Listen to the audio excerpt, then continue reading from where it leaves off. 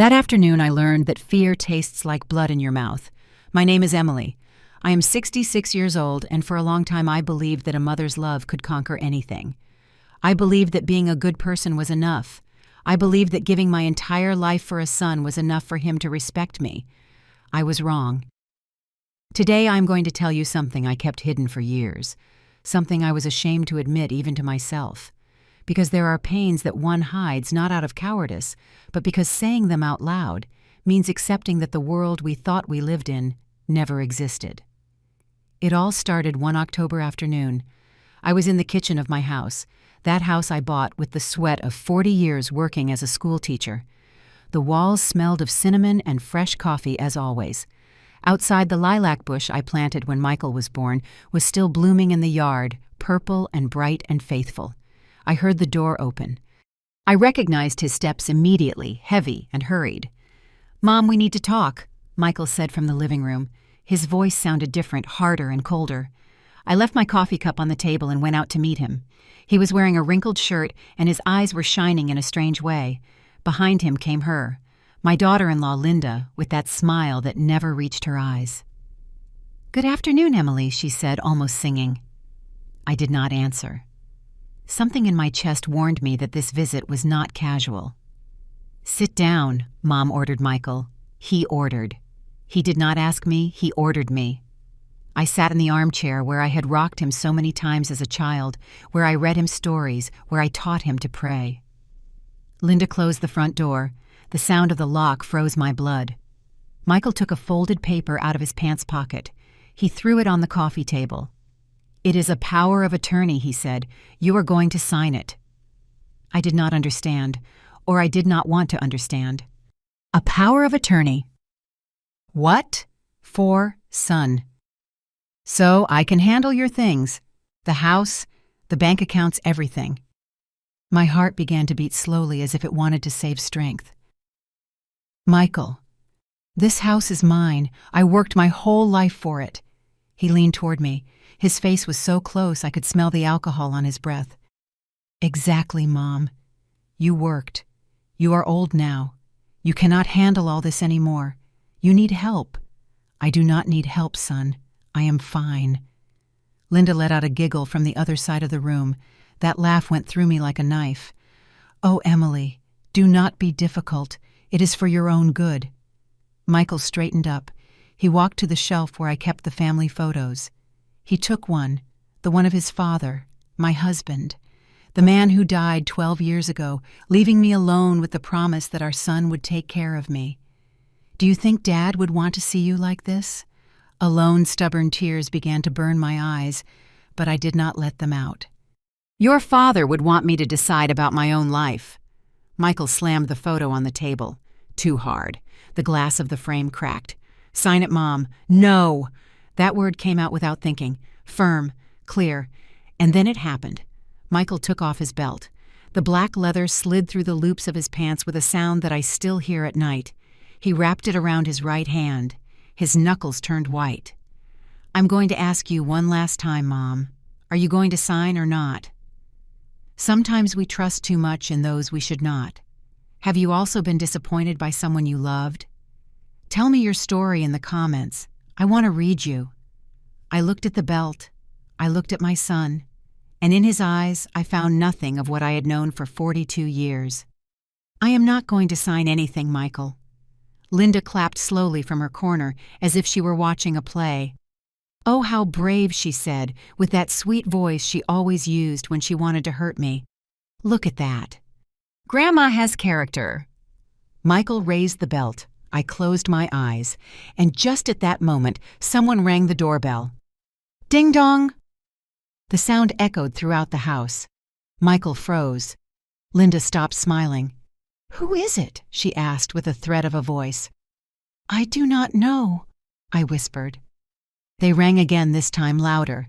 Ding dong! Ding dong! Linda walked to the door with slow steps. Michael hid the belt behind his back. She opened it, and then she started screaming.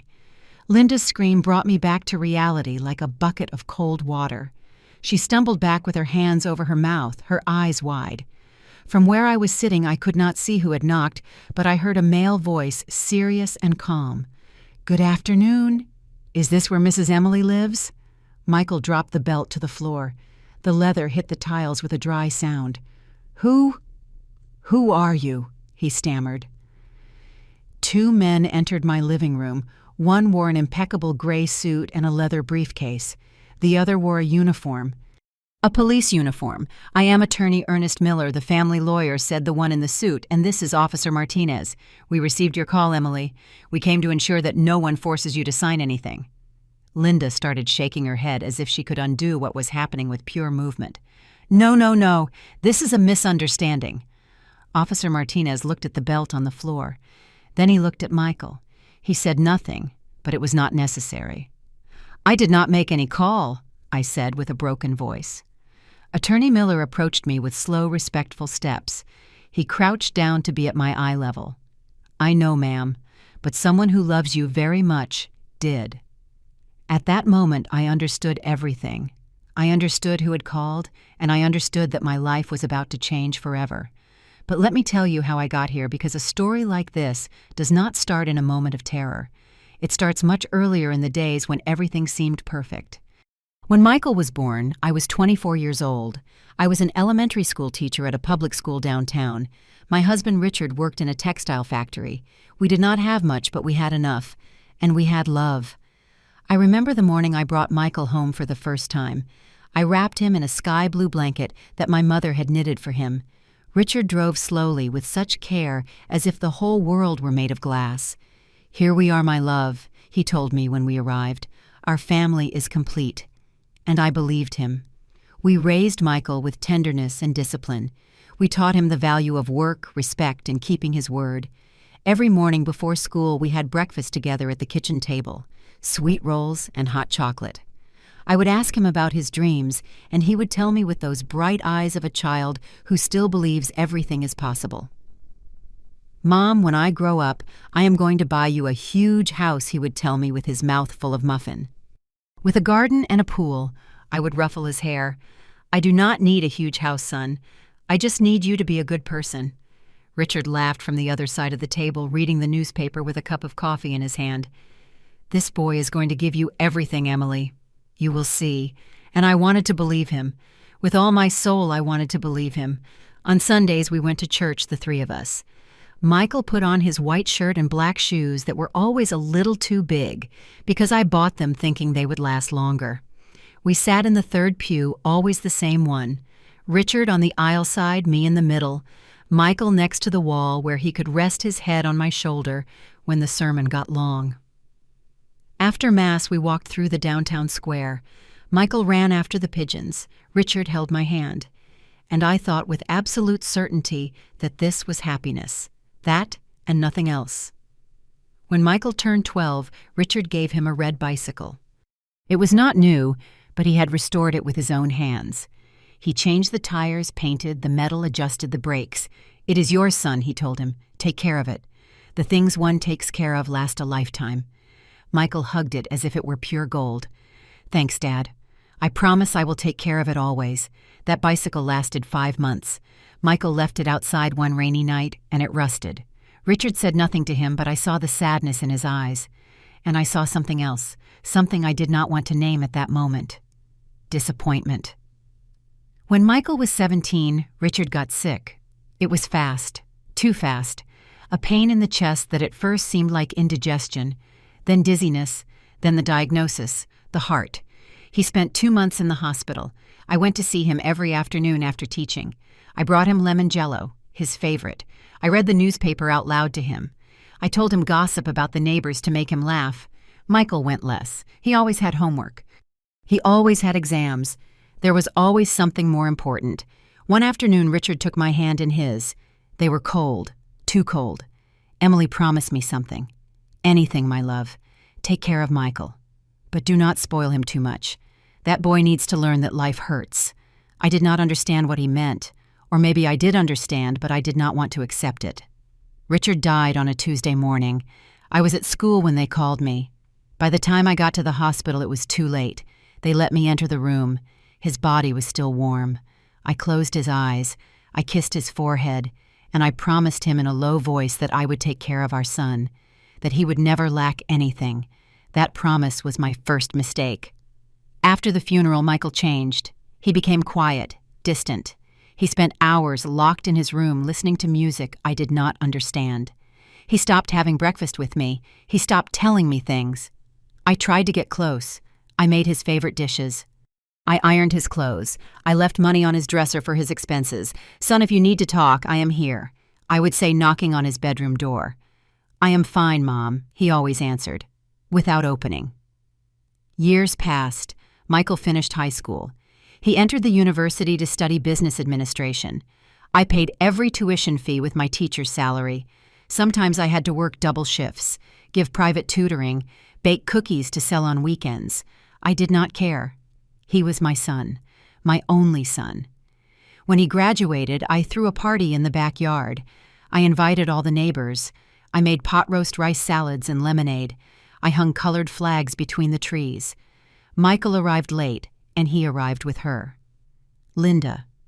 She was tall, thin, with dyed blonde hair and long nails painted red. She wore a tight dress and very high heels. She greeted me with 2 kisses in the air without really touching me. "Nice to meet you, ma'am. Michael has told me a lot about you." Lie. I knew it immediately. Michael never talked about me. "The pleasure is mine," I answered, smiling. But something inside me shrank, something ancient, something my mother used to call the eye of experience. That night, after everyone left, Michael stayed to help me pick up the plates. It was the first time in months we were alone. "I like Linda," I told him, although it was not entirely true. "She is going to be my wife, Mom." I dropped a glass. It shattered against the kitchen floor. "Your wife? Have you decided already?" "Yes, we are getting married next year." I picked up the glass shards with trembling hands. One cut my finger. Blood stained the kitchen towel. "Do you love her?" Michael did not answer immediately, and that silence told me everything I needed to know. "It is my decision, Mom. I know, son. I just want you to be happy." He bent down to help me with the glass. "I will be. You will see." But when he looked at me, there was something in his eyes that was not happiness. It was fear. And I, like all mothers who love too much, decided not to see it. The wedding was in June, a month I had always liked because the city sky turns a clean, almost childish blue. But that June was gray. It rained the day of the ceremony. I had saved for 2 years to help them. I paid for the venue, the food, the cake, the flowers. Linda wanted white roses, thousands of white roses. I counted every dollar that came out of my wallet. But I said nothing.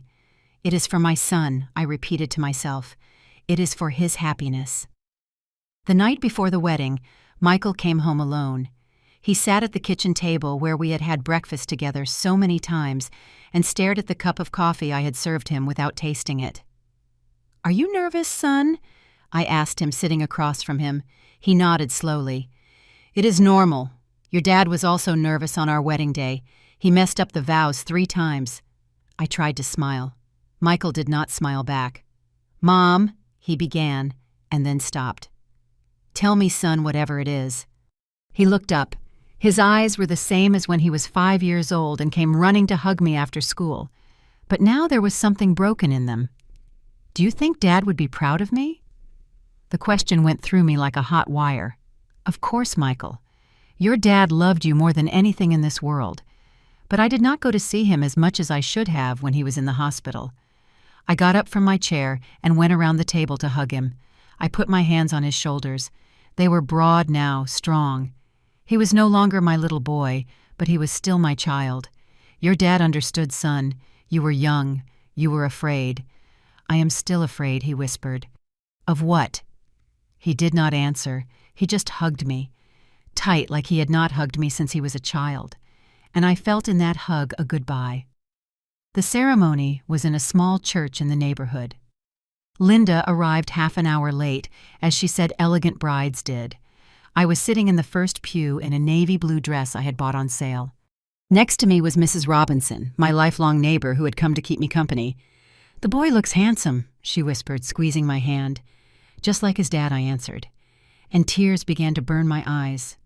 When Linda entered, everyone turned. She was wearing a huge white dress with rhinestones and a train so long that 2 little girls had to carry it.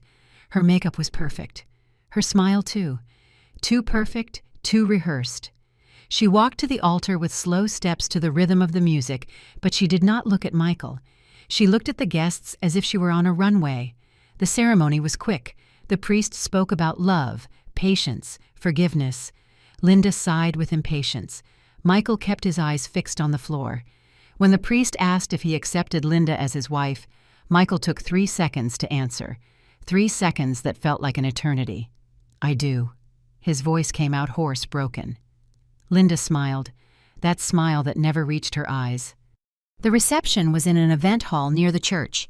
There were more than 150 people. I only knew 20.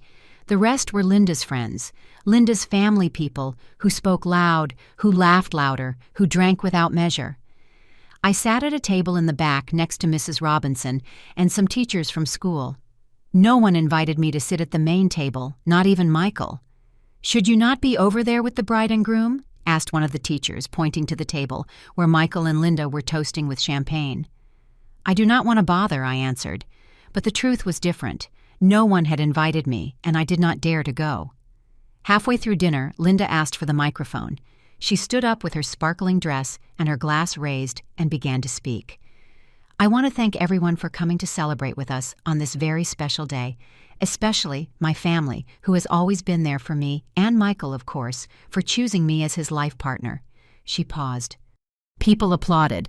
"And I also want to thank my mother-in-law, Emily, who had the detail of helping us with some expenses for the table. I had paid for almost everything, but I said nothing. I just smiled from my table in the back. And when Linda pointed at me with her hand, everyone turned to see me as if they had just realized I existed." Mrs. Robinson squeezed my hand under the table. "Breathe, honey. Just breathe." That night, when the party ended, I helped clean the tables. The waitresses tried to stop me. "No, ma'am, we will take care of it." "It is no bother," I answered. I needed to do something with my hands, something to help me not think. Michael and Linda went early on their honeymoon to Hawaii, all paid for a gift from her parents. They did not say goodbye to me, they only sent me a message the next day. "We arrived. All good. We will call you later." They did not call. When they returned 2 weeks later, I had cleaned and fixed up the house they were renting. It was a small apartment in a neighborhood half an hour away. I painted the walls, washed the windows, put up new curtains, filled the fridge. "Oh, mother-in-law, you should not have bothered," Linda said when they saw everything. But her tone was not of gratitude, it was of annoyance. "It was no bother, dear. I want you to start well." Michael said nothing. He just walked through the apartment with his hands in his pockets, looking at everything with an empty expression. "Do you like it, son?" I asked. "Yes, Mom. It is fine." But he did not look at me when he said it. The first months were quiet. I visited them on Sundays. I brought them food, pot roast casseroles, whatever I had cooked. Linda always received me at the door without inviting me in. "Oh, mother-in-law, how sweet. But right now we are busy." Michael appeared behind her, looking tired. "Mom, we better meet another day. Okay?" "Of course, son." And I left with the full containers in my hands, wondering what I had done wrong. While I tell all this, I think about where you are listening to me. Write the name of your city in the comments. One afternoon, 6 months after the wedding, Michael came to my house without warning. He knocked on the door so hard, I thought something terrible had happened. "What happened, son? Are you okay?" He entered without answering. He collapsed on the living room sofa. He had deep, dark circles under his eyes. His hands were shaking. "I need money, Mom." "Money what for?" "To pay some debts." "What debts, Michael?" He ran his hands over his face. Linda took out some credit cards. She bought a lot of things. Clothes, shoes, I do not know, and now we cannot pay. I felt the ground move beneath my feet. "How much do you owe?" $10,000. $10,000, almost 3 months of my salary. "Son, I do not have that money." "Yes, you do, Mom. I know you have savings." It was true. I had savings. I had kept them for years for my retirement, for when I could no longer work. Michael, that money is for what, Mom? What are you going to use it for if you live alone? I am your family. I should be your priority. His words hit me like stones. You have always been my priority, son. Always. Then help me, please. I looked at my son. I looked at the man he had become, and I recognized nothing in him. But he was my son, and I had promised Richard I would take care of him. It is okay, I whispered. I am going to help you. I gave him the money the next day. Michael took it without looking me in the eye. He did not thank me. He just said, I am going to pay you back, Mom. I promise. He never did. 2 months later, he asked me for money again. Then again. And again. It was always the same. Linda bought. Michael asked. I gave. Until one day, a Saturday afternoon, Michael arrived with Linda. Both of them, serious. Mom, we need to talk to you. Of course, son. Sit down. Do you want coffee? No, Mom, we do not want coffee. We want to talk about the house. The house, Linda crossed her arms. She was wearing a new sweater, camel color, soft, expensive. This house is too big for you alone, Emily. It is a shame to have it empty. It is not empty. I live here. Yes, but you are one person. We are two. And soon we will be more. It took me a second to understand. Are you pregnant? Linda smiled. For the first time, her smile seemed real. 3 months. I should have felt joy. I should have screamed, cried with happiness, hugged my son. But the only thing I felt was fear. Congratulations, I said with a flat voice. Thank you, mother-in-law. That is why we need more space, and we thought the most logical thing would be for you to come live with us in the apartment, and we stay here. The world stopped. Michael leaned forward. He put his hands on my knees. Mom, think about it. The apartment is smaller, easier to maintain, and here there are 3 bedrooms. The baby needs her own room. Michael, this is my house. I bought it. I paid for it. I know, Mom. No one is taking anything from you. We are just asking you to lend it to us. For a while. For a while. And then what? Linda sighed with impatience. Oh, Emily, do not be dramatic. We just want the best for your grandchild. I looked at Michael. I searched his eyes for some sign of the child he had been, of the boy who ran after pigeons in the square, of the boy who promised to buy me a huge house when he grew up. I found nothing. Let me think about it, I said. Michael stood up. Linda, too. There is not much to think about, Mom. It is your grandchild, your family. And they left. That night I did not sleep. I sat at the kitchen table looking at the cup of coffee getting cold between my hands. And for the first time in many years, I thought about Richard, about his last request. Take care of Michael, but do not spoil him too much. It was too late. I had already spoiled him too much. And now I was paying the price. 3 weeks passed before they brought up the subject again. 3 weeks in which I woke up every morning with a knot in my stomach, asking myself how I had gotten here. At night, I sat in the living room armchair, the same one where Richard used to read the newspaper, and looked at the walls of my house. Each one had a story. There was the mark from when Michael learned to ride a bike inside the house and crashed into the wall. There was the coffee stain I could never get off the floor. There was our wedding photo with Richard smiling and me in the white dress my mom had sewn with her own hands. This house was my entire life, and my son wanted me to hand it over. One afternoon, they arrived without warning. Both of them. Linda wore a loose pink blouse that barely showed her 4-month belly. Michael carried a yellow folder in his hand. Mom, we have good news, he said, sitting in the armchair, without me inviting him. What news? Linda settled next to him, putting her hand on her belly in that gesture all pregnant women make when they want people to notice their state. We know what the baby is, she announced with a singing voice. It is a girl. I should have felt something. Excitement, tenderness, hope. But all I felt was a cold emptiness in my chest. That is great, dear. Congratulations. Michael opened the folder and took out some papers. He put them on the coffee table. We talked to a lawyer, Mom, and he told us the easiest way to do this is for you to give me a power of attorney. That way I can manage the house, make the changes we need, and you can stay calm in the apartment without having to worry about anything. I took the papers with trembling hands. The letters danced in front of my eyes, words I did not understand, clauses, legal terms, power of attorney. What do you need that for, son, to be able to remodel Mom?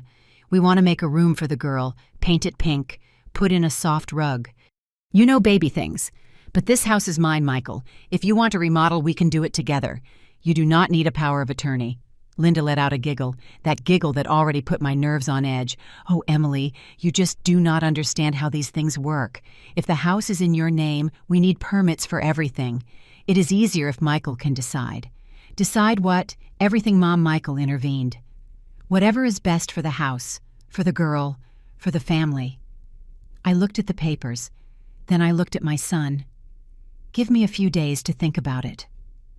Linda's smile disappeared. A few days. What for you do not trust your own son? It is not that, dear. It is just nothing, mother-in-law. Either you trust us or you do not. There is no middle ground. Michael put his hand over Linda's, trying to calm her down. Mom, if you do not want to sign, do not sign. We will figure it out somehow, even if it is difficult. Even if the baby has to sleep in our bedroom because we do not have money to move to a bigger place. I felt the blow of guilt like a slap. I did not say I was not going to sign, son. I just asked for a few days. It is okay, Mom. Take your time. But the tone of his voice said the opposite. They left, leaving the papers on the table. That night, I could not eat dinner. I sat staring at that yellow folder as if it were a bomb about to explode. 2 days later, Mrs. Robinson came to visit me. She always knew when something was wrong. She arrived with a pot of chicken soup and a bag of bread. Oh, Emily, you look terrible. What is wrong? I told her everything. The debts, the requests for money, the house, the power of attorney. Mrs. Robinson put the coffee cup on the table harder than necessary. And what do you plan to do? I do not know, Mrs. Robinson. He is my son. She is my granddaughter. It is your house, Emily. Your whole life is in this house. I know. But if I do not help them, what kind of grandmother am I? Mrs. Robinson took my hands. Hers were rough, full of years of work and sacrifice, like mine. Listen to me well, honey. I raised 4 children. 4. And I'm going to tell you something I learned the hard way. A mother's love has to have limits, because if it does not, children eat it all, everything, until there is nothing left of you. But I do not want my granddaughter to suffer because of me. That girl is not going to suffer because you do not give them your house, Emily. She is going to suffer if she grows up seeing that her parents can manipulate her grandmother to get what they want. Is that what you want to teach her? I did not answer, because I had no answer. Mrs. Robinson stayed with me until late. When she left, she hugged me tight at the door. Think about yourself, Emily. For once in your life, think about yourself. But I could not, because that same night Michael called me. His voice sounded strange, choked. Mom, can I come see you? Of course, son. Did something happen? I am coming over now. He arrived half an hour later alone, without Linda. He had red eyes as if he had been crying. What happened, son? Where is Linda? At the apartment. We had a fight. Why? He collapsed on the sofa. He covered his face with his hands. Because I told her that maybe we were pressuring you too much, that maybe we should look for another solution. And she got furious. My heart leaped. For the first time in months, I recognized my son. Oh, son, come here. I sat next to him. I hugged him like when he was a child. He rested his head on my shoulder. I do not know what to do, Mom. She always wants more. More clothes, more things, more money. And I cannot do it anymore. I cannot take it anymore. Then tell her, no, son, set a limit. I cannot. She is pregnant. If I get difficult, she tells me she's going to leave, that she is going to take the girl. And I do not want to lose my daughter before meeting her. I felt something break inside me. My son was trapped, and I was the only one who could save him. Or so I thought. It is okay, Michael. I am going to sign the papers. He raised his head. He looked at me with bright eyes. Seriously, Mom, seriously. But on one condition, whatever it is, that you keep the house, but that it is yours alone, not Linda's, yours alone. And when the girl is born, I want to see her. I want to be part of her life. Of course, Mom. Of course, I promise. He hugged me tight, so tight I could barely breathe, and I felt for a moment that I had made the right decision. I was wrong. I signed the papers a week later. The three of us went to the notary, Michael, Linda, and me. The notary read the entire document out loud, long, complicated words. I was only half listening. Do you understand, Mrs. Emily, that by signing this power of attorney, you are granting your son the power to manage, sell, mortgage, or perform any legal act regarding the property located at— Yes, I understand. And do you do it of your own free will without pressure of any kind? I looked at Michael. He smiled at me. That smile I had seen thousands of times when he was a child and asked for permission for something. Yes, of my own free will. Lie. I signed where they indicated, 3 times, with my full name. Emily Carter, widow. Linda clapped when I finished. Oh, mother-in-law, I knew you would understand. Now we are a real family. The notary handed us the copies. Linda put them in her purse, fast as if she were afraid I would change my mind. We left the notary office. It was hot. The sun burned my skin. And when are you helping me move to the apartment? I asked. Michael and Linda looked at each other. Soon, Mom. Very soon. First we have to arrange some things. What things, baby things, you know. And they left. I stood on the street with my copy of the document in my hands, feeling like I had just signed my death sentence. For the next 2 months, I tried to communicate with them. I called them. I sent them messages. I brought them food. I always received the same answer. We are busy, Mom. We will talk later. One afternoon, I decided to go without warning. I knocked on the apartment door. No one opened, but I heard voices inside. Laughter. I knocked harder. Michael, son, it is me. Open up. Silence. I knocked again, until my knuckles hurt. Finally, the door opened. Linda appeared in a silk robe, hair loose, perfect makeup. Oh, mother-in-law, what are you doing here? I came to see you guys. I have not heard from you in weeks. It is just that we have been very busy with the baby preparations. Can I come in? It is not a good time, Emily. It will only be a little while. I want to see Michael.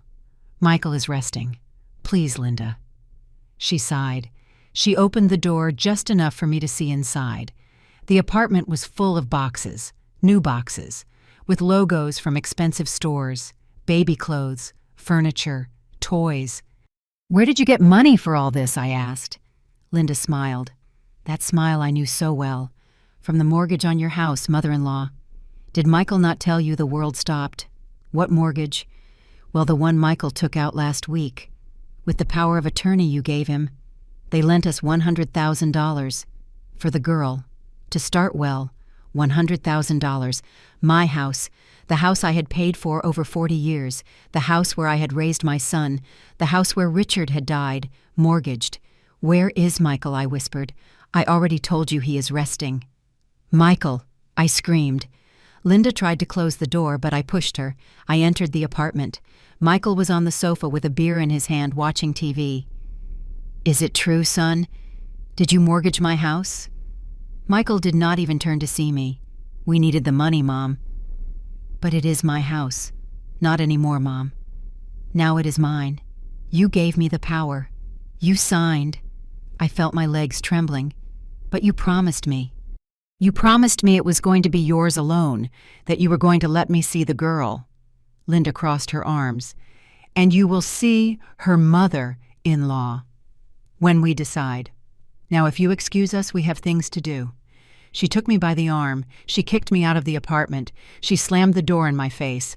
I stood in the hallway, alone, trembling. And for the first time in my life, I understood what it means to be completely broken. I went back to my house, or what had been my house. I went in. I sat at the kitchen table, and I cried. I cried for Richard, for not listening to him, for not setting limits when I should have. I cried for Michael, for the boy he was, for the man he had become. I cried for myself, for my naivety, for my blind love, and when I had no tears left, I got up. I washed my face, I looked in the mirror, and I made a decision. If my son had decided to destroy me, I was going to let him do it, but with dignity. I was going to stay in my house until they came to kick me out.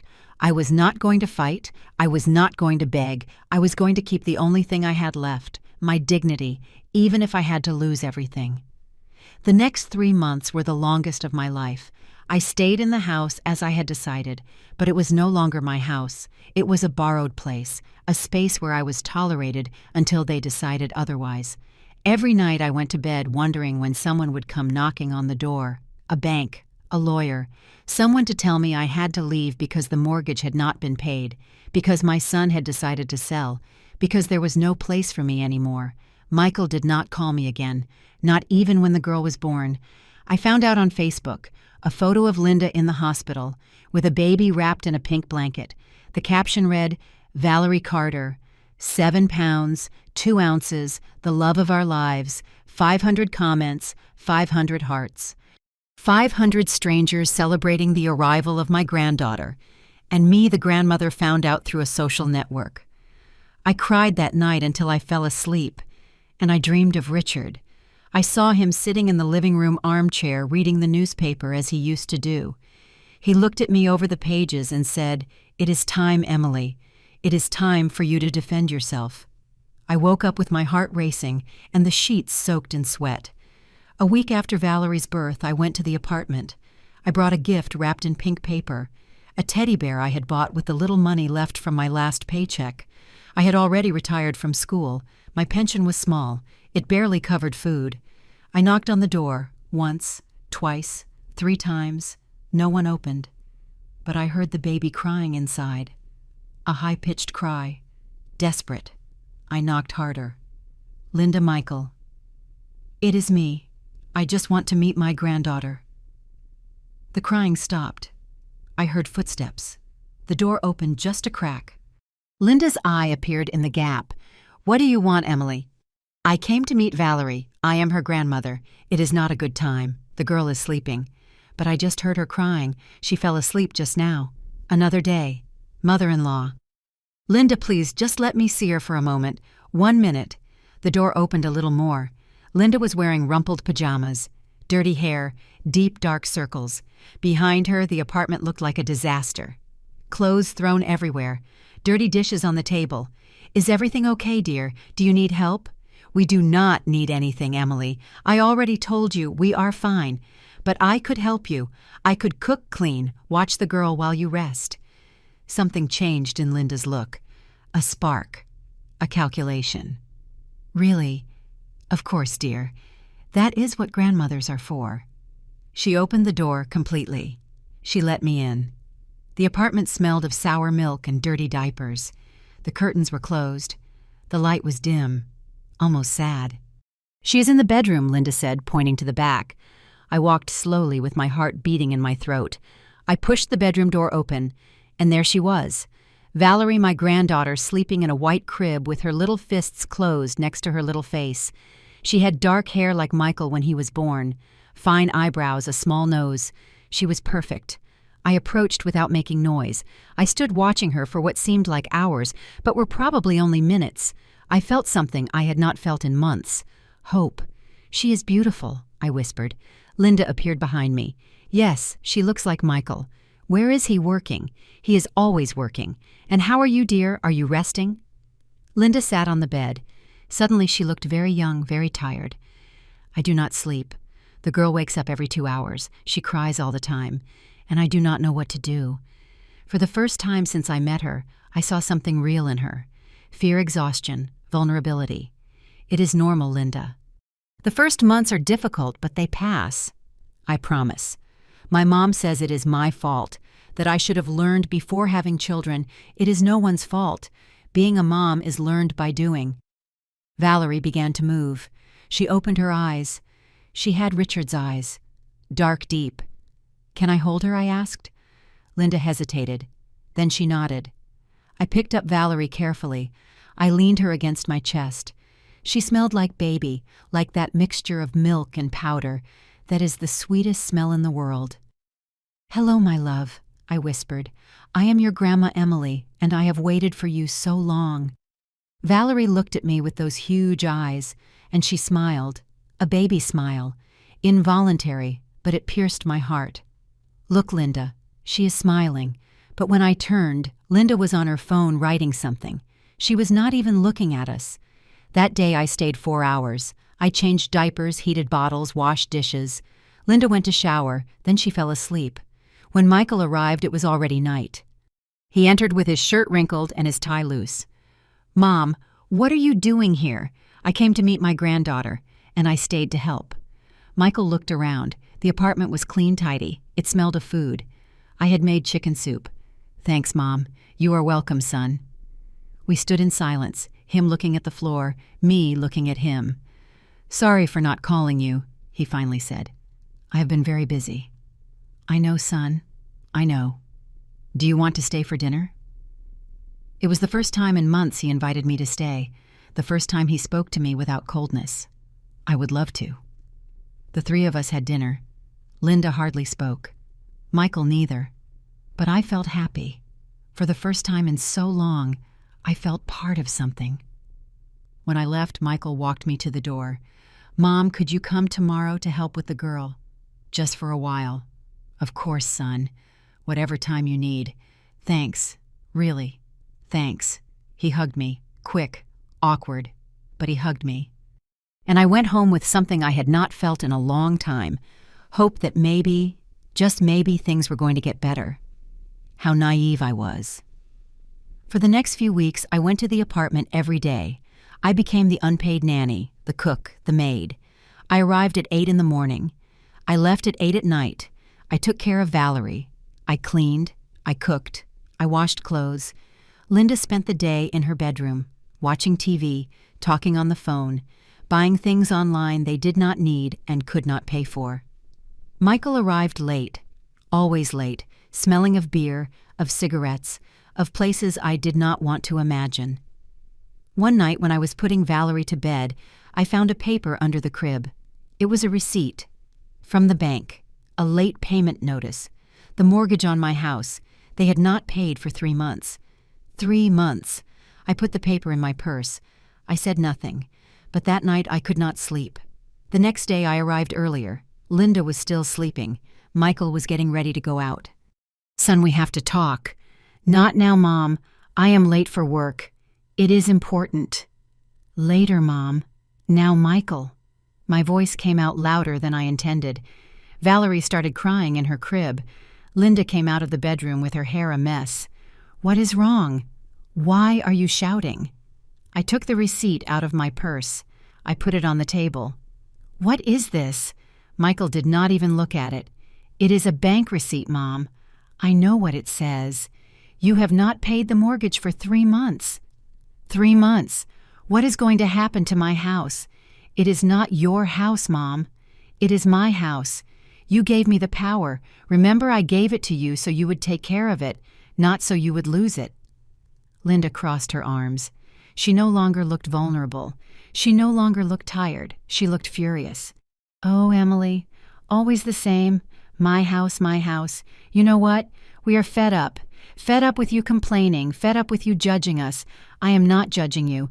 I just want to know what is going to happen." "What is going to happen," said Michael, taking his keys, "is that we are going to fix it our way. And if you do not like it, well, I am sorry, Mom, but it is my problem, not yours." "What do you mean it is not my problem? It is my house." "Not anymore," he shouted. "It is not your house anymore. It is mine, and I am going to do whatever I want with it." He left, slamming the door. The sound made Valerie cry louder. Linda looked at me with those cold eyes I knew so well. "If you want to keep seeing your granddaughter mother-in-law, I suggest you shut up and do what we say, because if you bother us too much, you are not going to set foot in this house again. Did you understand?" I nodded with tears in my eyes, with a broken heart, but I nodded because Valerie was the only thing I had left, the only reason worth getting up every morning. And Linda knew it. That afternoon, while Valerie slept in my arms, I dialed a number I had saved years ago. It was the number of attorney Ernest Miller, the lawyer who had handled Richard's will when he died. A good, honest man, the kind that are rare these days. He answered on the 3rd ring. "Hello, Attorney Miller, this is Emily Carter speaking." "Emily, what a pleasure to hear from you. How are you?" "Bad, attorney. Very bad. and I need your help." I told him everything. The power of attorney, the mortgage, the threats, the fear. He listened in silence. When I finished, he sighed. "Emily, this is serious, very serious. Your son is committing financial abuse and you have the right to defend yourself. But he is my son, attorney. I do not want to get him in trouble. I understand. But you cannot allow them to strip you of what is yours. What do you want to do? I do not know. I only know I am scared. Scared of losing my granddaughter. Scared of losing my house. Scared of everything. Listen to me well, Emily. I am going to help you, but you have to promise me something. What that you are going to stop being afraid, because fear is what they use to control you, and as long as you are afraid, they are going to keep abusing you." His words went through me like an arrow. And what do I do? Attorney, for now, nothing. Live your normal life. Keep seeing your granddaughter. But I am going to investigate. I am going to review the documents, and when I have everything ready, we are going to act. Act how you will see Emily. You will see. I hung up the phone with my heart racing. I did not know if I had done the right thing. I did not know what was going to happen. But for the first time in months, I felt something similar to hope. The following weeks were strange. I kept going to the apartment every day. I kept taking care of Valerie. I kept cooking and cleaning. But there was something different in me, a quiet strength, a silent decision. I was no longer going to let them trample me, not anymore. One afternoon, while changing Valerie's diaper, I found another paper. This time, it was not a receipt. It was a flyer from a real estate agency. "We sell your property in 30 days. Hassle-free. Best market price." Someone had circled the word "sell" with red marker. I felt the floor open under my feet. They were going to sell my house. They were going to sell it. And I had no way to stop it. That night when I arrived home, everything looked different.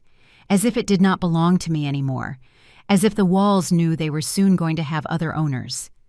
I sat at the kitchen table, in the same place where I had had breakfast with Michael so many times, where Richard had told me he loved me, where I had planned my whole life, and for the first time I allowed the rage to enter. Not just sadness, not just pain, rage. Rage against Michael for betraying me, against Linda for manipulating him, against myself for having been so blind. But above all, rage against the silence. Against all those years of shutting up, of enduring, of saying yes when I wanted to say no. No more. I took my phone. I dialed Attorney Miller's number. "Attorney, it is Emily." "Emily, what happened?" "They are going to sell my house." Silence. "Then we have no time to lose. Tomorrow, first thing in the morning, come to my office. We are going to prepare a strategy." "What kind of strategy?" "The kind your son will not expect." I hung up. I stood looking at the phone. And I smiled. For the first time in months, I smiled. Because finally, I had understood something. I was not going to get my life back by begging. I was not going to get my dignity back by pleading. I was going to get them back by fighting. That night, I did not sleep. I sat in the living room armchair with the lights off, watching the shadows the streetlight drew on the walls. I thought about all the decisions that had led me here, about every time I said yes when I should have said no, about every limit I did not set, about every sign I ignored. Richard had warned me. From his hospital bed with his heart failing, he had told me, "Do not spoil him too much." And I did not listen, because I thought a mother's love was infinite, that it had no conditions, that I should give everything without expecting anything in return. But I was wrong. Love without limits is not love. It is self-destruction. When dawn came, I prepared myself as if I were going to war. I showered. I put on the navy blue dress I had worn for Michael's wedding. I put on makeup for the first time in months. I combed my hair, I looked in the mirror, and I recognized the woman I had been before losing myself in the role of sacrificed mother. Emily Carter, retired teacher, widow, owner of a house paid for with 40 years of work, and no one was going to take it from me without a fight. I arrived at Attorney Miller's office at 9 in the morning. His office was in an old downtown building with mosaic floors and wooden stairs that creaked with every step. The secretary showed me in immediately. Attorney Miller was a man of about 60 with completely white hair and thick glasses that gave him the look of a wise owl. He received me with a kind smile and offered me coffee. "Emily, sit down, please. Tell me everything calmly." I told him. Everything. From the beginning. The wedding, the debts, the power of attorney, the mortgage, the late payments, the real estate agency flyer. He listened, taking notes on a yellow pad. When I finished, he took off his glasses and rubbed his eyes. "Emily, your case is complex, but not impossible. The first thing we need to do is revoke that power of attorney. Can that be done?" "Yes. You granted it. You can revoke it, but you have to do it before a notary public. And your son is going to find out immediately. And if he gets angry, and if he does not let me see my granddaughter?" Attorney Miller looked at me with those eyes that had seen too many family tragedies. "That is the question all grandmothers in your situation ask me. And the answer is always the same. If you do not defend yourself now, you are going to lose everything. The house, your dignity, and eventually the granddaughter too. Because when your son sells the house and spends the money, who do you think he is going to come to ask for more? He was right. What do I have to do? First, we are going to make copies of all the documents, the power of attorney, the deed to the house, the late payment receipts, everything you have. Then, we are going to present ourselves to the notary to revoke the power. And finally, we are going to file a complaint for financial abuse and attempted dispossession. A complaint. Against my son. Yes, Emily. Against your son. Because what he is doing is a crime, and you have the right to defend yourself." Tears began to burn my eyes. "Attorney, I do not want to get him in trouble. I just want to get my house back, to be able to live in peace my last years." "I know. And that is why we are going to try the peaceful way first. We are going to notify him that the power has been revoked, and we are going to give him the opportunity to hand over the house without problems. If he accepts, there will be no complaint. If he does not accept, then what? Then we go to court, and there a judge will decide." I took a deep breath. I thought about Michael, about the boy he had been, about the man he had become, and I made the most difficult decision of my life. "Okay, attorney, let's do it." We spent the next 2 hours gathering documents, copies, signatures, statements. At noon, we went to the notary, the same notary where I had signed the power months ago. The notary recognized me. "Mrs. Carter, how can I help you? I came to revoke the power of attorney I granted to my son." The notary looked at Attorney Miller. Then he looked at me. "Are you sure this is a serious legal act? Once you revoke it, your son will no longer be able to act on your behalf, I am sure. Do you do it of your own free will without pressure of any kind?" I looked at Attorney Miller. He nodded slowly. "I do it of my own free will, and this time it is true. I signed where they indicated. Once, twice, 3 times. The notary stamped the documents. "Done. The power has been revoked. Your son will be notified in the next 24 hours. We left the notary. The midday sun burned my face, but for the first time in months I felt something similar to freedom. "And now what happens?" I asked. "Now we wait. Your son will receive an official notification. He can respond in 2 ways. Accept it and give you the house without problems, or refuse and force us to go to court. Which one do you think he will choose?" Attorney Miller did not answer, but his silence told me everything I needed to know. That afternoon, I did not go to the apartment.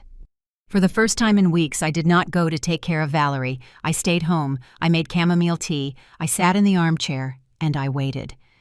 The phone rang at 6 in the evening. It was Michael. "Mom, why didn't you come today? I was busy, son." "Busy with what? You never do anything." His tone was irritated, impatient. "With my own things, Michael. I have the right to have things of my own." Silence. Then I heard Linda's voice in the background. "Ask her if she can come tomorrow early. I have to go to the salon." "Mom, can you come tomorrow at 8? Linda has things to do." "I cannot, son." "What do you mean you cannot?" "You always come." "Tomorrow I cannot." "Mom, do not be like that. You are leaving us hanging." Something inside me broke, but not from sadness, from rage.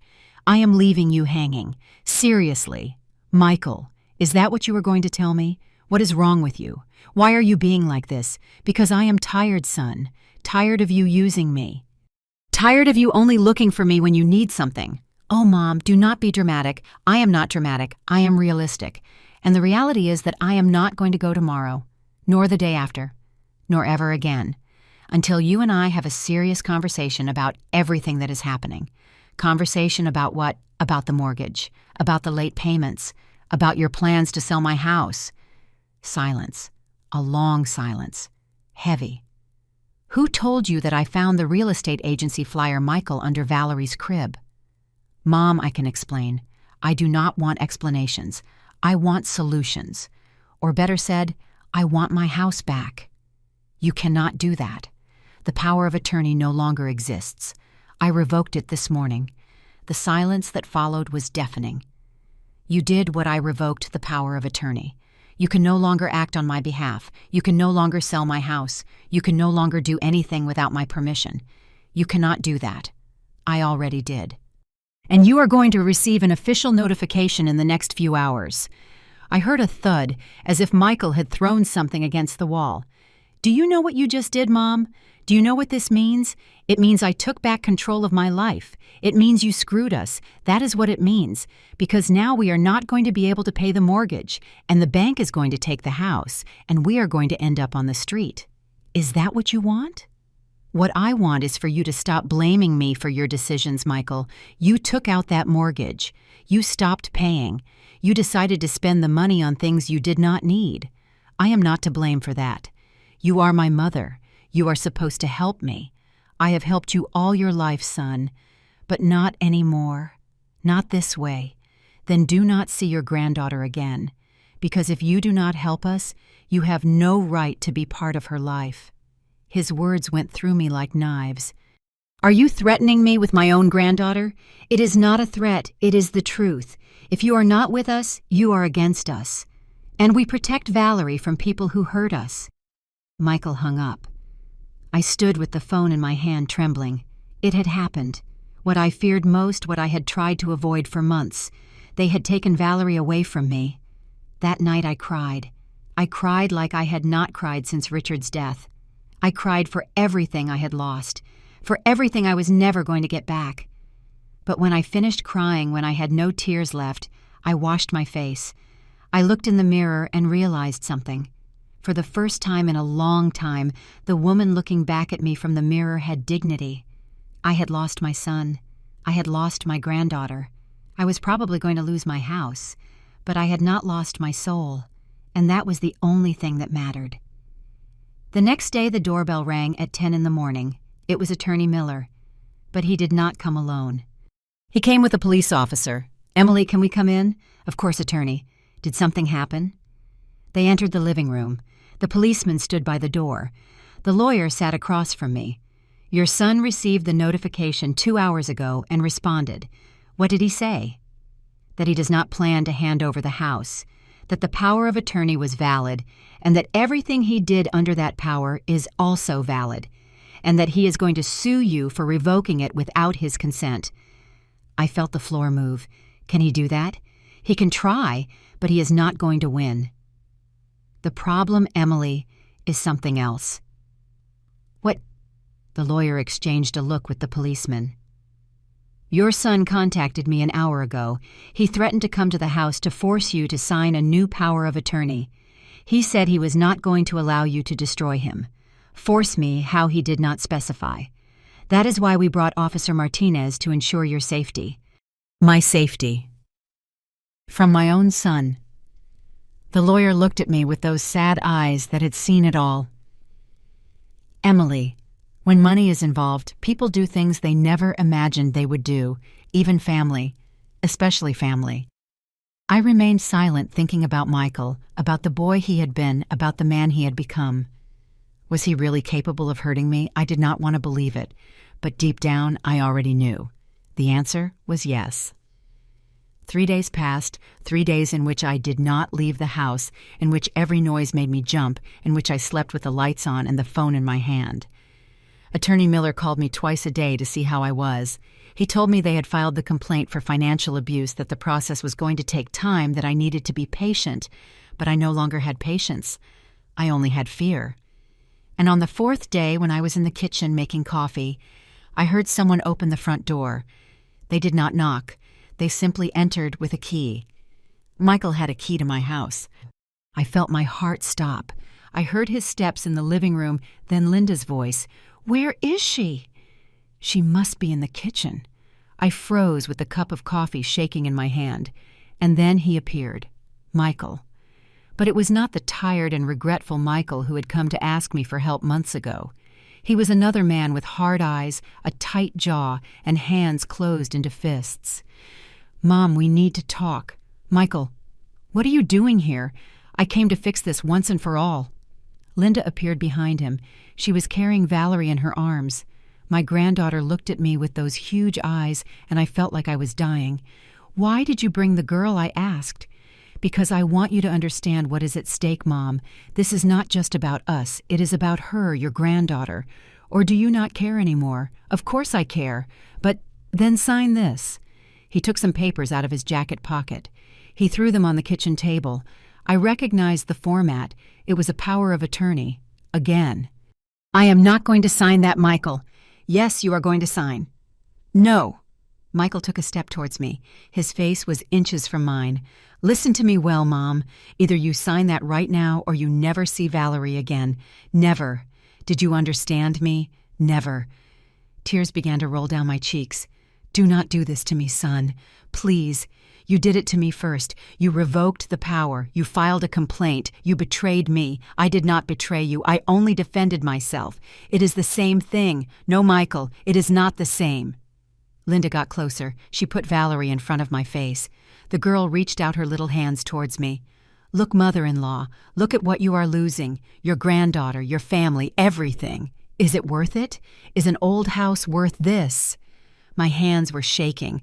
My heart was beating so fast I thought it was going to explode. And then Michael did something I never imagined. He took off his belt. The black leather slid through the belt loops of his pants with that sound I will never forget. A threatening whisper that filled the entire kitchen. Michael wrapped the belt around his right hand. His knuckles turned white. "Mom, for the last time, are you going to sign or not?" My voice came out like a thread. "No, Michael, I am not going to sign." Linda took a step back, moving away with Valerie in her arms. But she did not leave. She stayed there watching, waiting. "Then you force me to do this," Michael said. He raised the belt, and I closed my eyes. I still wonder if I did the right thing. "And you, what would you have done in my place?" But the blow never came. Instead, I heard the doorbell.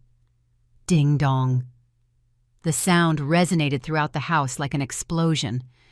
Michael froze, the belt hanging in the air. Linda stopped breathing. "Who is it?" she whispered. "I do not know," I answered with a broken voice. They knocked again, this time louder, more insistent. Ding dong, ding dong. "Do not open it," Michael ordered me. But I was already walking towards the door with my legs shaking, with my heart about to jump out of my chest. "Mom, I told you not to open it." I did not listen to him. I reached the door. I put my hand on the doorknob. I took a deep breath. And I opened it. Linda started screaming. At the door was Attorney Miller, dressed in his impeccable gray suit, his leather briefcase in hand, and next to him, Officer Martinez with his blue uniform, his badge shining under the afternoon sun. "Good afternoon, Mrs. Emily," said the attorney with a calm voice. "Is everything okay?" I could not answer. Tears began to roll down my cheeks uncontrollably. Officer Martinez looked inside the house. I saw how his eyes settled on Michael, on the belt he still held in his hand. "Sir, can you drop that, please?" he said with a firm but calm voice. Michael dropped the belt to the floor. The leather hit the tiles with a sound that went through me. "This is a misunderstanding," Linda started to say. "We just came to talk to my mother-in-law." "To talk," interrupted Attorney Miller. With a belt, Linda went pale. Valerie started crying in her arms. Officer Martinez entered the house. He walked slowly with his hands on his belt where he kept his radio and his weapon. "Mrs. Carter, are you okay? Have they hurt you?" "No, officer. They haven't touched me." "But were they going to?" I looked at Michael, my son, my only son, the boy who had grown up in this house, the man who had just threatened me with a belt. "Yes," I whispered. "I think so." Michael shook his head. "No, Mom. I just wanted to scare you so you would understand, so you would sign. Sign what asked the attorney. Linda tried to hide the papers that were on the table, but Officer Martinez was faster. He took them, read them.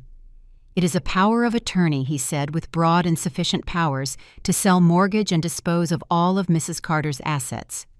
Attorney Miller approached the table, reached out his hand, and the officer gave him the papers. He reviewed them carefully. This is coercion, Michael. It is a criminal offense. You were trying to force your mother to sign a legal document under threat of violence. I was not going to hit her, Michael insisted. I just wanted her to understand. Understand what I asked with a broken voice, that if I do not give you everything I have, you are going to beat me. Is that what you wanted me to understand? Mom, you do not understand. We are desperate. The bank is going to take the house. We are going to end up on the street. And that is my fault, right? It is my fault that you took out a mortgage you could not pay. It is my fault that Linda spent all the money. It is my fault that you live beyond your means. You taught us to dream, shouted Michael. You told us we could have everything we wanted if we worked hard. I taught you to work, son, not to steal. And this is theft, stealing from your own mother. Michael collapsed into a chair, covered his face with his hands, and for the first time in a long time, I saw him cry. I do not know what to do, Mom. I just do not know what to do. Something inside me softened, that motherly instinct that never dies, that always wants to protect, that always wants to comfort. I almost approached him, almost hugged him, but then I remembered the belt. I remembered the threats. I remembered all the months of manipulation and lies, and I stayed where I was. What you have to do, Michael, is accept the consequences of your decisions, like adults. Attorney Miller cleared his throat. Mr. Carter, Mrs. Linda, you have two options. You can leave right now without making any more of a scene and resolve this in a civilized manner in court. Or Officer Martinez can arrest you for trespassing, coercion, and attempted fraud. You decide. Linda was the first to move. She walked towards the door with Valerie in her arms. She passed by me without looking at me. Michael stood up slowly. He looked defeated, aged, as if in one afternoon he had lost 10 years of life. Mom, leave Michael. Please, just leave. Are you kicking me out of the house where I grew up? I am asking you to leave the house that is mine, that has always been mine, and that you tried to take from me. He walked towards the door, but before leaving, he turned around. This is not going to stay like this, Mom. I promise you. It is not going to stay like this. Is that a threat? Mr. Carter said, Officer Martinez, in front of two witnesses. I suggest you leave before this gets worse. Michael left the door closed behind him, and I crumbled. Attorney Miller helped me sit in the armchair. Officer Martinez brought a glass of water from the kitchen. I drank it with trembling hands. How did you know they were here? I asked when I could speak. Attorney Miller smiled, a sad smile, but proud. We did not know. But when your son called me 3 days ago threatening to come, we decided to take precautions. We have been watching the house. When we saw them enter, we decided to act. Have you been watching my house for 3 days, day and night, Emily, because we knew your son was not going to stay quiet, and we were right. Thank you, attorney. I do not know what would have happened if you had not arrived. I prefer not to think about it, he said, putting the power of attorney papers in his briefcase. These documents are evidence. We are going to add them to the complaint. This strengthens our case considerably. Officer Martinez took photos of the scene of the belt on the floor of the papers, on the table of everything. Mrs. Carter, I recommend you change the locks on your house, he said. Your son has a key, and after what happened today, it is not safe for him to enter whenever he wants. I nodded. I had not thought about that. We should also consider a restraining order, added Attorney Miller, so your son cannot get within 100 yards of you or this property. A restraining order. Against my own son. It is for your safety, Emily. What happened today was serious, very serious. Your son crossed a line, and we do not know if he is willing to cross another. I looked at the belt still lying on the kitchen floor, the symbol of everything that had broken between us. "Okay," I said. "Do what you have to do." That night, after the lawyer and the officer left, Mrs. Robinson came to stay with me. She arrived with a small suitcase and a bag of sweet rolls. "I am not going to leave you alone, Emily, not today, nor the next few days." I did not protest. The truth is, I was afraid of being alone, afraid Michael would return, afraid of my own thoughts. We sat in the living room with a cup of herbal tea each. "How do you feel?" asked Mrs. Robinson. "I do not know. Empty, broken, but also relieved." Relieved. Because I no longer have to pretend everything is fine, because I no longer have to pretend my son is not hurting me, because I finally set a limit. Mrs. Robinson squeezed my hand. "I am proud of you, honey. I know how hard it was. I know how much it cost you. It cost me everything, Mrs. Robinson. My son, my granddaughter, my family. You did not lose your family, Emily. You discovered you never had it. Not in the way you thought. And that hurts. God knows it hurts. But it is better to know the truth than to live in a lie." She was right as always.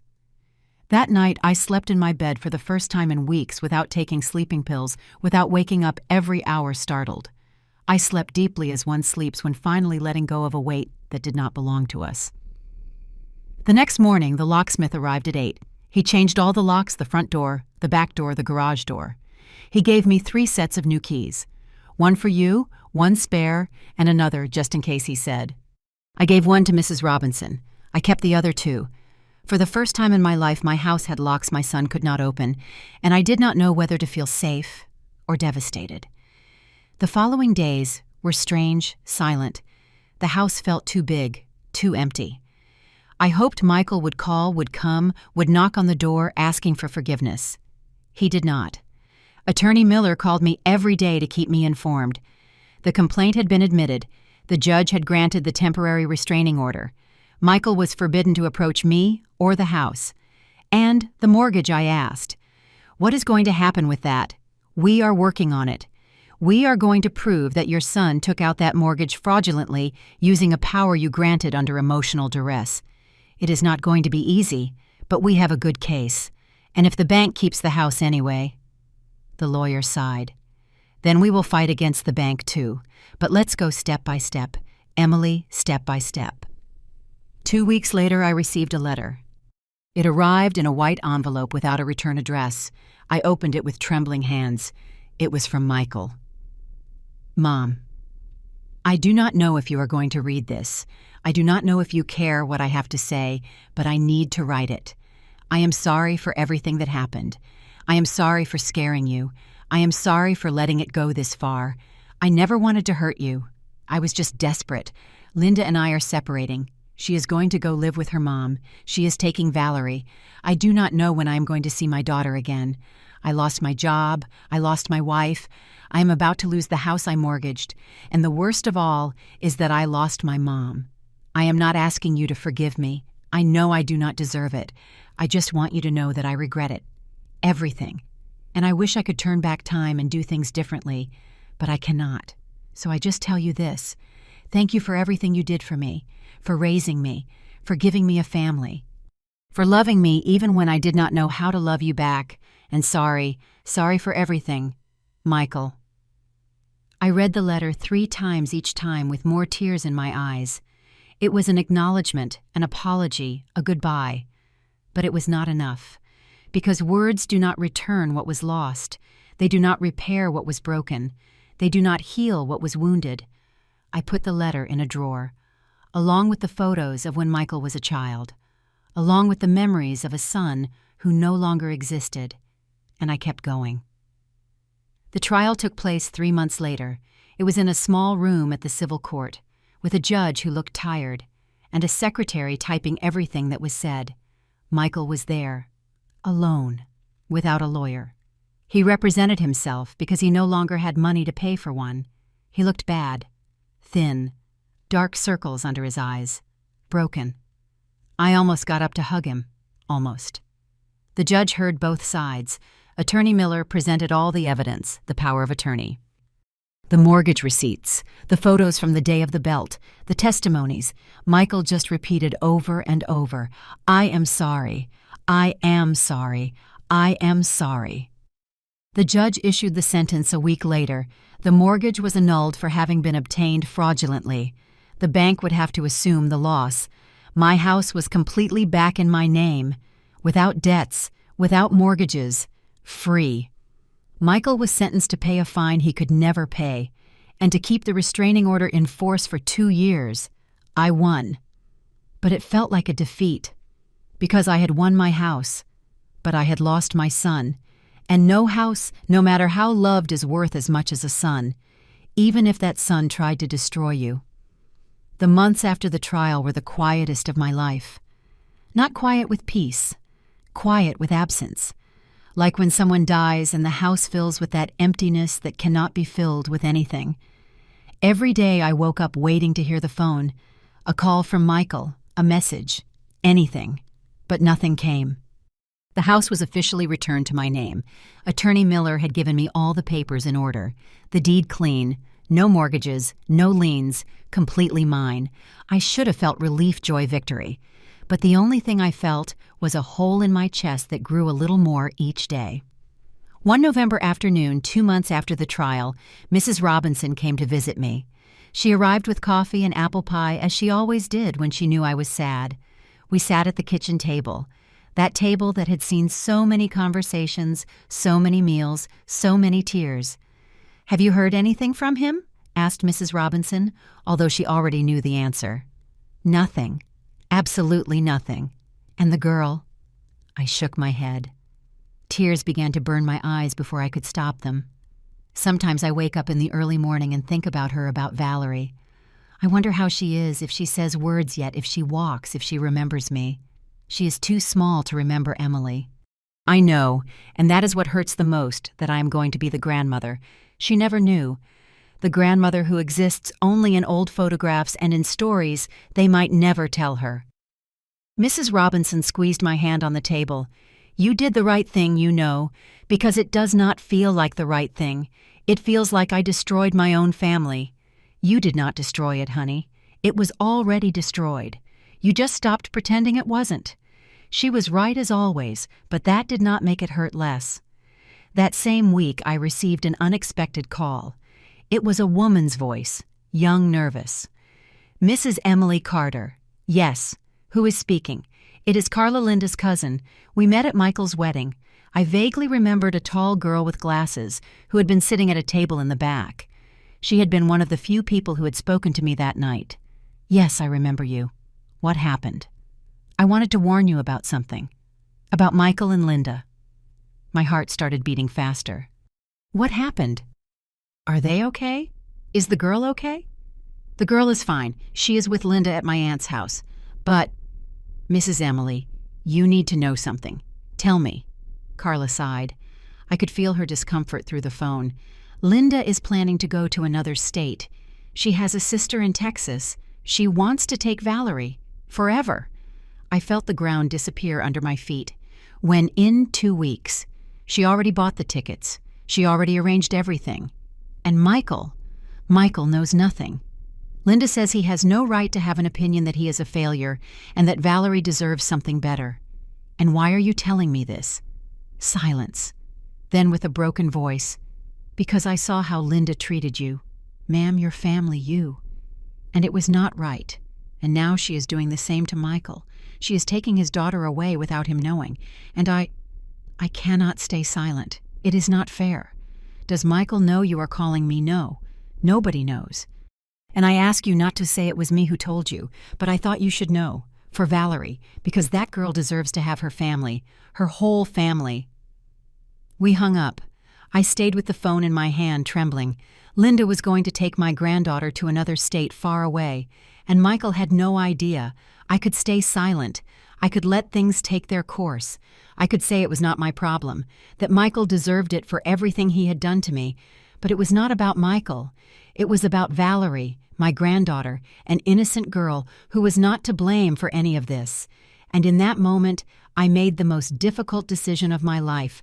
I was going to help my son, not because he deserved it, but because it was the right thing to do. I called Attorney Miller that same afternoon. "Attorney, I need your help." Again, I told him everything. Carla's call, Linda's plans, the tickets to Texas. This is serious, Emily.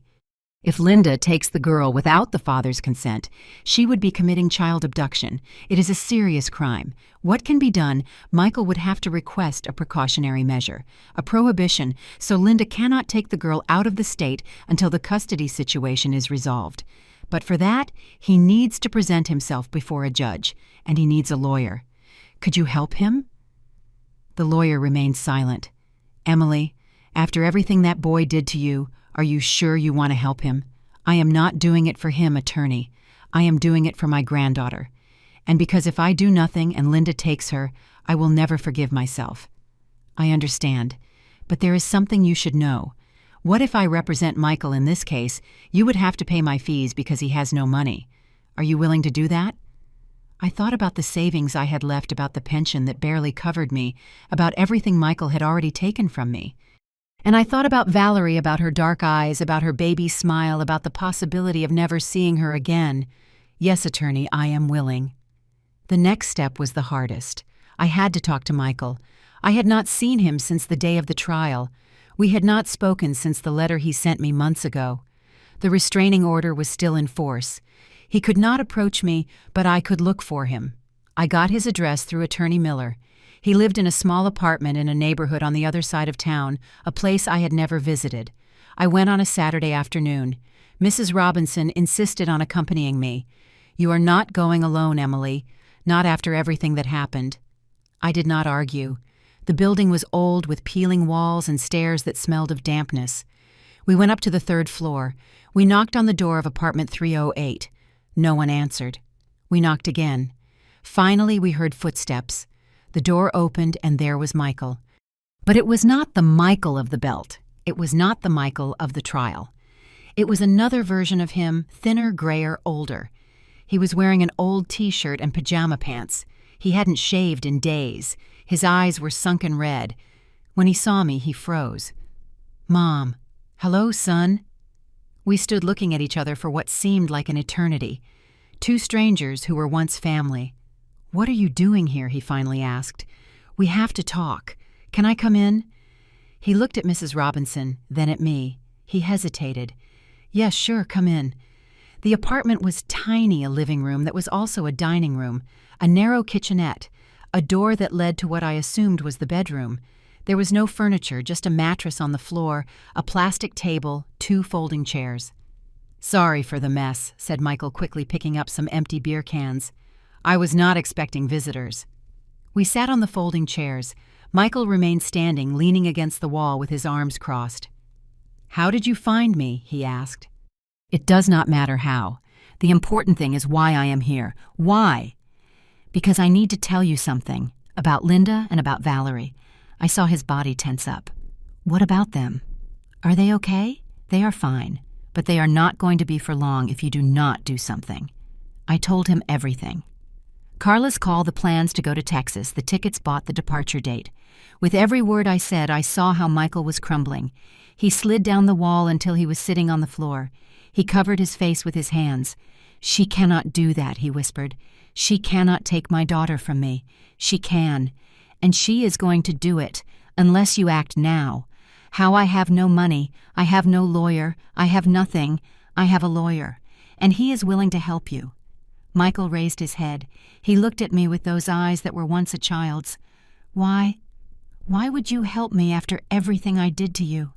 I took a deep breath. I searched for the right words, the words that were true. I am not doing it for you, Michael. I am doing it for Valerie, because she deserves to know her family. She deserves to grow up close to her dad. And because if I do nothing and you lose her, I will never forgive myself. Not because you are my son, but because she is my granddaughter, and the mistakes you made should not cost her her future. Michael started crying, soundlessly, just tears rolling down his face, falling onto the dirty floor of the apartment. I am sorry, Mom. I am sorry so much. I know, son. I know. I do not know how to fix this. I do not know how to fix myself. One step at a time. First, we are going to fight for Valerie. Later, we will see what follows. Mrs. Robinson, who had remained silent the whole time, spoke for the first time. Son, your mom is doing something very few people would do. She is putting you above her own pain. Do not let her down again. Did you hear me? Do not let her down." Michael nodded. He wiped his face with the back of his hand. "I won't. I promise you, Mom. This time I won't." I did not answer, because Michael's promises meant nothing to me anymore. Only actions, only what he did from now on. Attorney Miller filed the request for a precautionary measure the next day. Monday morning, with documents, evidence, testimonies. On Tuesday, a family judge granted a temporary order prohibiting Linda from taking the minor out of the state until the custody situation was resolved. On Wednesday, when Linda tried to board the flight to Texas with Valerie in her arms, airport security stopped her. Carla called me that same afternoon. "You did it, Mrs. Emily. Linda is furious. She says you and Michael ruined her life, but Valerie did not leave. She stays here." I hung up the phone and cried. Not from sadness, from relief. My granddaughter was not going to grow up far away. She was not going to be lost forever. There was still a possibility. 3 days later, Michael came to visit me. He knocked on the door. He did not enter without permission like before. He waited for me to open. "Hi, Mom. Hi, son. Can I come in?" I hesitated. Part of me was still afraid. I still remembered the belt. I still felt the betrayal.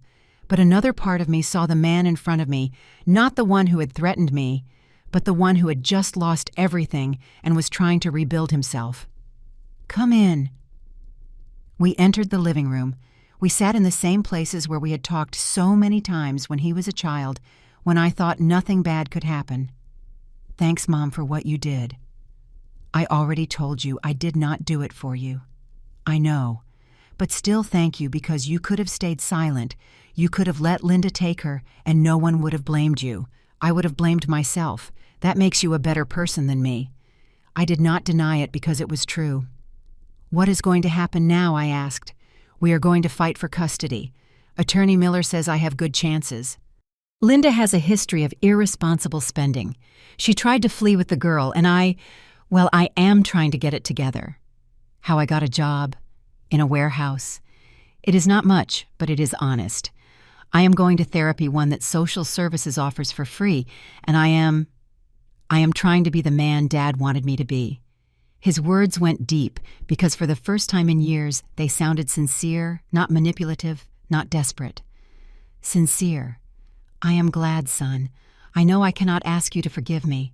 I know what I did has no forgiveness, but I want you to know that I am going to spend the rest of my life trying to be worthy of what you did for me, of what you always did for me. Do not do it for me, Michael. Do it for you and for Valerie." He nodded. He got up to leave. At the door, he turned one last time. "Do you think someday we can be a family again?" I thought about that question, about everything it implied, about everything that had been broken, about everything that just maybe could be repaired with time and effort. "I do not know, son, but I know the path starts with the truth. And the truth is, you hurt me. A lot. And that is not forgotten overnight. I understand. But I also know that you are my son, and that part of me is always going to love you, even if it hurts, even if it is complicated, even if we never go back to being what we were. That is more than I deserve. Probably. But that is a mother's love. It is not always fair. It is just real." He left, and I stayed in the living room looking at the closed door, wondering if I had done the right thing. The answer did not come that night, nor the next, nor the next. But with time, I started to understand something. Doing the right thing does not mean it hurts less. It means you can live with yourself afterwards, and that at the end of the day was the only thing that really mattered. Time is a strange thing. Sometimes it goes too fast, sometimes too slow. And sometimes it just passes doing its silent work of revealing who we really are. A year passed. A year since the day of the belt, a year since the trial, a year since my life split in two, the before and the after. In that year I learned something no one teaches you when you are young, that life always collects its debts, not in the way we expect, not with the drama we imagine, but silently, inevitably, like water slowly wearing down stone. I heard about Linda through Carla, who kept calling me from time to tell me things. Not for gossip, but because according to her, someone had to know the truth. After they stopped her from going to Texas, Linda stayed living with her mom. In that big house in the rich neighborhood, she had always bragged she grew up in with all the comforts. But the comforts ended quickly. Linda's mom, Mrs. Patricia, turned out to be very different from what Linda had told everyone. She was not the rich and generous woman Linda painted. She was a bitter, controlling woman who threw in her face every dollar she spent, every plate of food she ate, every space she occupied in her house. My aunt keeps her on a short leash, Carla told me in one of our calls. She gives her schedules, makes her clean, screams at her in front of Valerie. It is as if she wanted to charge her for all the years Linda acted like a princess. And what does Linda say? Nothing. What can she say? She has no job. She has no money. She has nowhere to go. She is trapped. Trapped. The same word Linda used to describe how she felt with me when she pretended to be nice. Now she was the trapped one. Life has that way of returning things. One Saturday afternoon, 6 months after the whole airport scandal, I ran into Linda at the supermarket. I did not recognize her at first. She was in the bargain aisle comparing prices of generic detergents with Valerie in a very used stroller. She had her hair up in a messy ponytail, no makeup, wearing an old sweatshirt and worn-out jeans. She no longer had long painted nails. They were short, unpolished, with ragged cuticles. She looked tired old, even though she was only 30. When our eyes met, I saw something in hers. Not hate, not rage, something worse, shame. She looked away quickly, grabbed the cheapest detergent without even looking at it, and pushed the cart in the opposite direction. But Valerie saw me, and even though she did not know who I was, she reached out her little hands towards me. "Hello," she said with that baby voice that breaks your heart. Linda stopped. She froze. I approached slowly, without threatening, without judging. "Hello, Valerie," I whispered. "Hello, my love." The girl smiled. She had 2 new teeth, Richard's eyes, Michael's hair. "She is very pretty," I told Linda. She did not answer. She just looked at the floor. "How are you, Linda?" For a moment I thought she was not going to answer, that she was simply going to leave without saying anything. But then she spoke with a voice so low I barely heard her. "Bad, Mrs. Emily. I am bad." I did not know what to say. Part of me wanted to feel satisfaction, wanted to tell her. This is what happens when you hurt people. This is what happens when you only think about yourself. But when I saw her eyes, I only saw a broken woman, a woman who had bet everything on greed and lost. "I am sorry," I finally said. She looked up surprised. "You are sorry after everything I did to you. You are sorry, I am sorry. You are suffering. Because no one deserves to suffer, not even you." Tears began to roll down her face, without sobs, without drama. Just silent tears of someone who finally understands that her decisions have consequences. I did not know how to appreciate what I had. Michael, the house, a family that accepted me. I wanted it all. And now I have nothing. You have Valerie. Not even that. Michael is fighting for custody, and he is going to win. I know, because I am a mess, and he is changing, for real. And you? Are you changing? She shrugged. I do not know. Maybe. Or maybe I am just getting what I deserve. No one deserves to be unhappy, Linda. But we all deserve the consequences of our decisions, and that is what is happening now. Life is charging you what you owed it. She nodded. She wiped her face with the sleeve of her sweatshirt. Are you ever going to forgive me? I thought about it. Honestly, I thought about it. I do not know. But I know forgiveness is not asked, for it is earned, and that takes time. A lot of time. I understand. Valerie started crying. Linda took her out of the cart and rocked her awkwardly, without practice, without patience, like someone who never learned to be a mom, because she always thought other people would do the work for her. Do you need help? I asked. Linda looked at me. In her eyes there was a pride fighting with desperation. Desperation won. Yes, she whispered. Yes, I need help. Then learn to ask for it without manipulating, without threatening, without using the girl as a bargaining chip. Learn to be honest, because that is the only way out of where you are. How one day at a time, like everyone else, I walked away, leaving her there with her bargain cart and her crying daughter and the whole life she had built on lies crumbling around her. I did not feel joy, but I did not feel guilt either. I felt something deeper, truer. I felt peace because I understood something in that moment.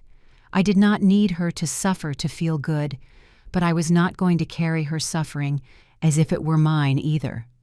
Everyone had to live with the consequences of their own decisions, and that is the purest form of justice that exists. As for Michael, his story was different, slower, more complicated. He kept his word. He kept working at the warehouse. It was not a glamorous job. He carried boxes, counted inventory, cleaned floors, but it was honest, and the money he earned he used to pay his debts. Little by little, dollar by dollar, he visited me once a month, never without warning, always asking permission, knocking on the door, waiting. At first, our conversations were short, uncomfortable, full of silences that weighed more than words, but with time they became easier. Not like before, never like before, but more honest, more real. "How is therapy going?" I would ask him. "Good. Hard, but good. I am learning things about myself that I do not like, but that I need to see." Like what? Like that I always blamed others for my problems. Linda, my situation, you. But the truth is, I made the decisions, I took out the mortgage, I threatened with the belt, I destroyed our relationship, and I have to live with that.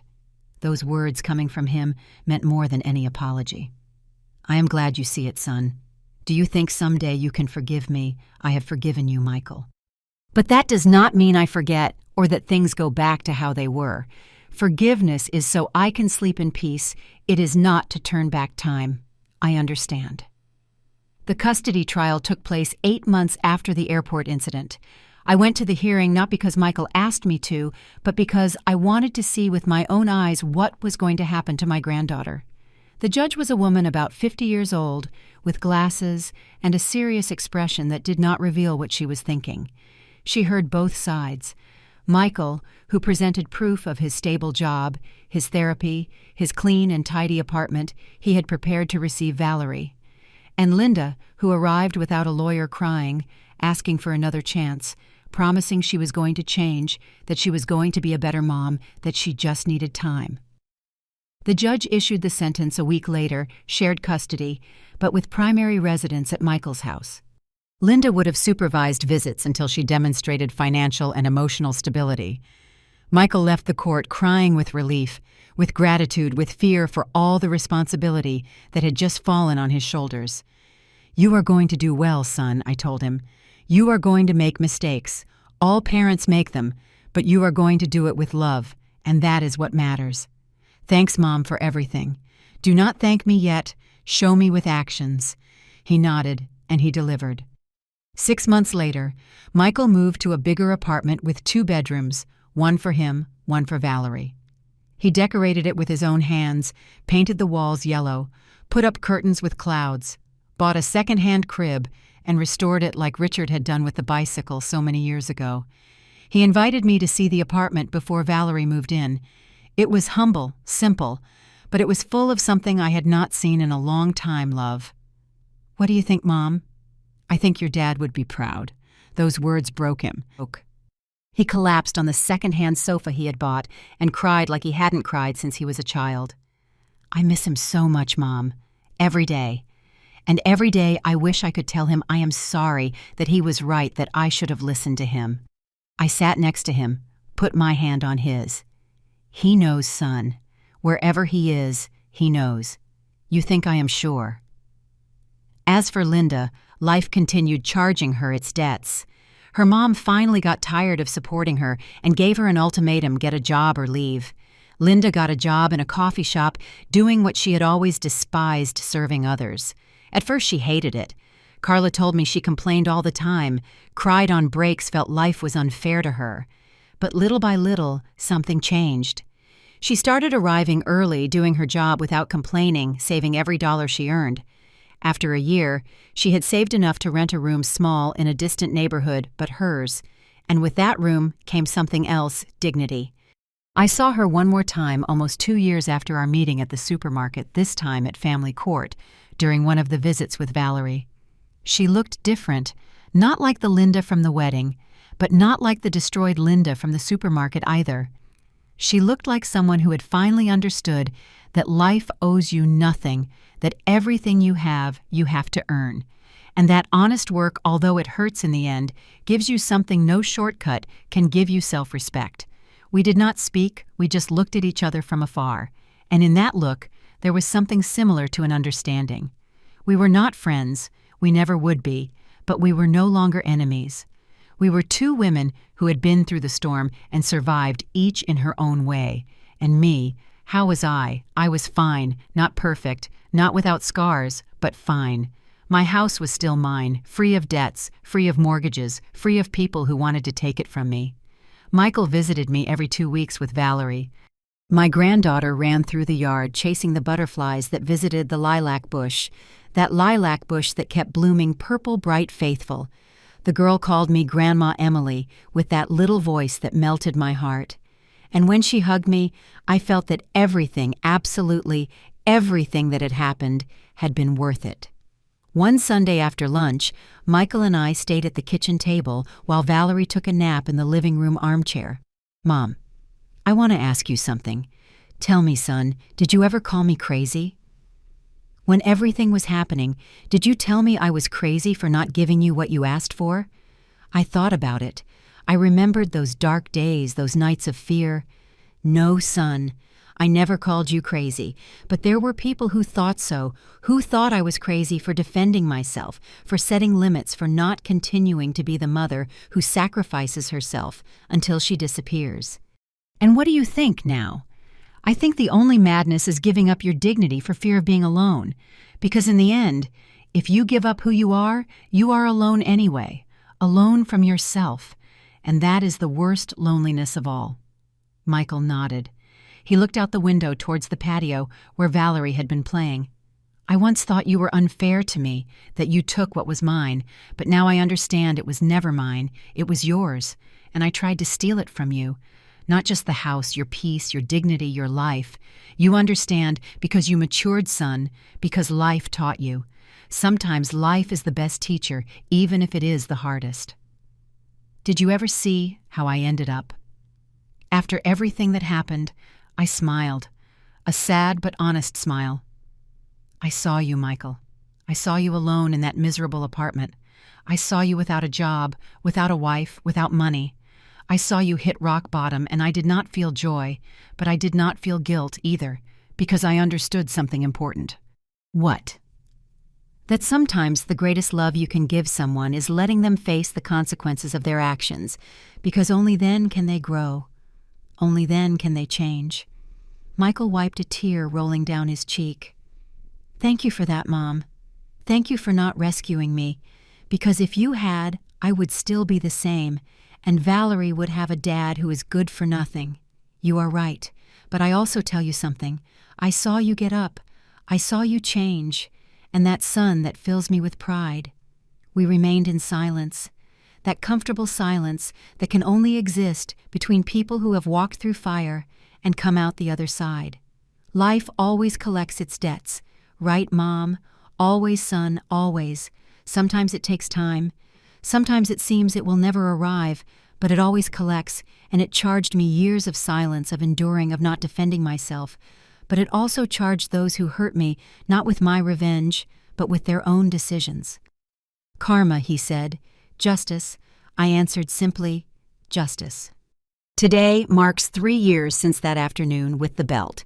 3 years since my life split in two. 3 years since I learned that sometimes defending your dignity costs everything you have, and it is worth it.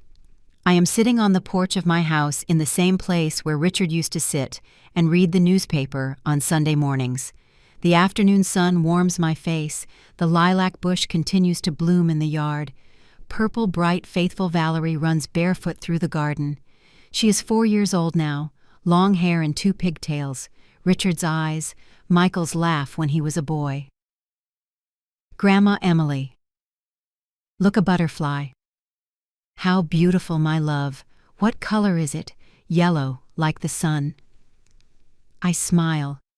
That smile that only we grandmothers know, the one that hurts and heals, at the same time the one that carries all the weight of the world and all the lightness of hope. Michael is in the kitchen making lemonade. I can hear him moving things, humming a song, making this house his again, but in a different way, respectful, humble. He has been coming for 2 years every Sunday with Valerie to eat, to talk sometimes just to be in silence together. He is not the son I had, that son died the day of the belt, but he is the man that son could have been if life hadn't led him astray. And that man is learning to be better every day. He comes out to the porch with 2 glasses of lemonade. He gives me one and sits in the chair next to mine. Thanks, son. You are welcome, Mom. We drink in silence, watching Valerie chase butterflies, watching the afternoon slowly fall over the yard, watching life continue its inevitable course. Mom, can I ask you something? Of course, son. Do you ever regret it? Of everything that happened, of having confronted me, of having revoked the power of everything? I think about it honestly. I think about it because that question deserves a true answer. I regret many things, Michael. I regret not setting limits sooner, giving you everything without teaching you the value of earning it, rescuing you every time you fell instead of letting you learn. But I do not regret defending myself, because defending myself was the only thing that saved me, and eventually you too. How me? Because if I had given you the house, if I had signed that second power of attorney, if I had continued being your lifesaver, every time you sank, you would never have learned to swim. You would never have hit rock bottom. You would never have had to look in the mirror and ask yourself who you really were, and you would never have changed. Michael nods, drinks his lemonade, looks at his daughter. You were right about everything. And I was blinded by ambition, by Linda's lies, by my own immaturity. We all get blinded sometimes, son. The important thing is to open your eyes before it is too late. It was almost too late, but it wasn't. And that is what counts. Valerie runs towards us with her hands full of flowers she pulled from the garden. For you, Grandma. They are pretty like you. I take the flowers, small battered by her little girl hands, but beautiful anyway. Thank you, my life. They are the prettiest flowers I have received in my life, prettier than my dad's. I look at Michael. He smiles. As pretty as your dad's when he was a boy, and brought me flowers from the neighbor's garden without permission. Valerie laughs, that crystalline laugh that only children have, and runs back to the garden. Did you tell her that story? Asks Michael. Of course. Children need to know their parents were also children, also made mistakes, also learned. Are you going to tell her someday what happened between us? I think about it. When she is older, when she can understand, when she needs to know that families are not perfect, that people make mistakes but can also change, and that true love is not the one that never breaks it, is the one that breaks and still finds a way to keep existing. Different, but real. Michael wipes a tear. I love you, Mom, and I am so sorry I hurt you. I know, son, I know.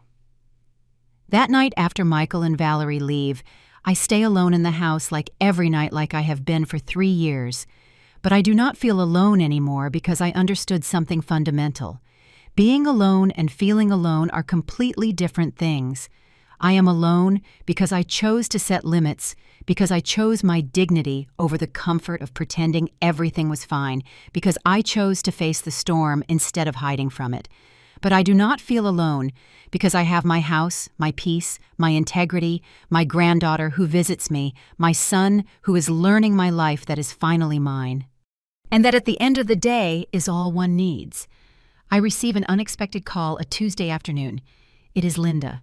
We have not spoken directly in almost 2 years. I have only seen her from afar during Valerie's exchanges at court. Mrs. Emily, can I speak with you? Of course, Linda. Tell me. Silence. Nervous breathing. I wanted to thank you. Thank me, why, for not letting me get away with it, for defending your house, for setting a limit when no one else did. Because if you hadn't done it, I would still be the same horrible person I was. And I would never have learned. I would never have changed. Her words surprise me not for what they say, but for how genuine they sound. And have you changed, Linda? I am trying. I am still working at the coffee shop. I saved for a baking course. I want to open my own business someday. something small but mine, earned with my effort. I am happy for you, and I am going to therapy, just like Michael. I am learning to be a better mom to Valerie, to not use money as a substitute for love, to be present. Not perfect, but present. That is what children need. Not perfection. Presence. Mrs. Emily, I know I will never be able to make up for everything I did to you. I know we are never going to be family in the traditional sense, but I want you to know that I respect you, and that if my daughter grows up being even half as strong as you, I am going to consider myself successful. I do not know what to say. The words get stuck in my throat. Thank you, Linda. That means a lot. Do you think someday we can, I do not know, have a coffee? Talk not as enemies, but as two women who went through the same thing and survived. I think about it. And I surprise myself when I say, yes, I think we can. Someday when we are ready. Thank you, Mrs. Emily, for everything, for being the mirror where I had to see myself, even if I did not like what I saw. We hang up. And I stay sitting in my living room looking at the walls of my house, thinking about how strange life is, and how the people who hurt us the most are sometimes the ones who learn the most from us, and how pain, when processed correctly, can turn into wisdom. One Sunday, 3.5 years after everything, Mrs. Robinson and I are drinking coffee in her kitchen, as we have done for 40 years, as we will continue to do until one of us is no longer here. Do you know what I admire most about you, Emily? She tells me suddenly. What? That you never became bitter after everything that happened. Many women would have become hard, resentful, closed, but not you. You continued being you, just stronger. I do not always feel strong, Mrs. Robinson. No one feels strong all the time, honey. Strength is not having no fear. It is having fear and still doing the right thing. And do you think I did the right thing? What do you think I think about it? I think about the whole road traveled, about everything lost, about everything gained.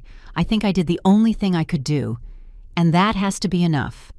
Mrs. Robinson smiles, that wise smile of someone who has lived too much and seen too much. That is not only enough, Emily, it is everything. Today, as I write this in my diary, as I leave these words as testimony of what I lived, I think about all the women who are going through the same thing I went through. The women who are being manipulated by their children, by their partners, by their family. The women who are giving and giving until they have nothing left. The women who are afraid to set limits because they fear being left alone. And I want to tell them something. It is better to be alone than accompanied by people who destroy you. It is better to lose everything than to lose your dignity. It is better to face the storm than to live under the shadow of constant threat. Because in the end, the only thing that really belongs to you is your integrity. And if you give it away for fear, for misunderstood love, for not facing conflict, then you have lost everything anyway. I lost my son for a while. I lost my granddaughter. I lost the fantasy of the perfect family that never existed. But I gained something more valuable. I gained respect for myself. I gained the peace of sleeping knowing I did not betray my principles. I gained the strength of knowing I can survive anything. And eventually, I gained back a more honest version of my family. Not perfect, not without scars, but real. Valerie just entered the living room. She climbs onto my lap with a storybook. "Grandma, will you read to me?" "Of course, my love. Which one do you want?" "The one about the brave princess." I smile, because life has those ironies. I open the book. It is the story of a princess who has to face a dragon. Not for a prince to save her, but to save herself. Once upon a time there was a princess who lived in a beautiful castle. I start reading. But one day she discovered that the dragon threatening her did not live outside the castle. He lived inside, and he was much harder to defeat. "Did she defeat him?" asks Valerie. "Yes, my love, she defeated him, not with a sword, but with something more powerful." "What?" "With the truth, and with the decision to stop being afraid."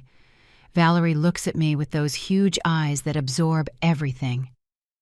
"Did you also defeat a dragon, Grandma?" My voice breaks a little. "Yes, my life.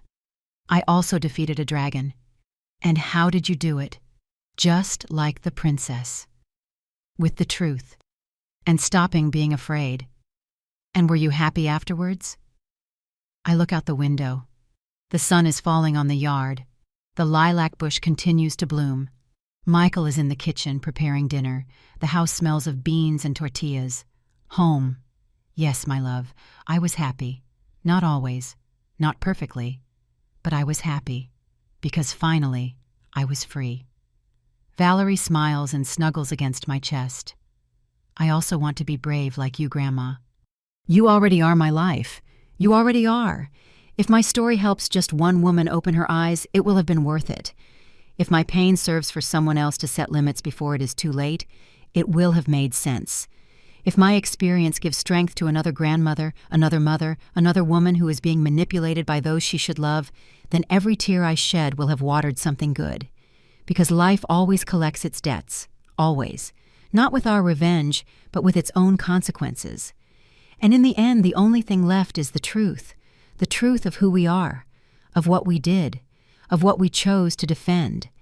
I chose to defend myself, and I do not regret it, because in that terrible moment, when my son raised the belt, when my daughter-in-law laughed when I thought I had lost everything, someone rang the doorbell, and that someone was life itself reminding me I was not alone, that I was never alone, that there is always a way out when you have the courage to seek it. Today I live in my house, the house I paid for with 40 years of work, the house I was about to lose, the house I defended with everything I had. And every morning when I wake up and see the sun coming through my window, I give thanks. Not because everything is perfect, but because it is mine, earned, defended, deserved. And that in the end is the only thing that matters. Thank you for listening to me until the end. If this story touched your heart, subscribe. And activate the bell to listen to more stories of women who transformed their pain into wisdom. Every day, a woman, a life lesson. Share this story with someone you love. Sometimes a story like this can change a whole day. God bless you, and until next time.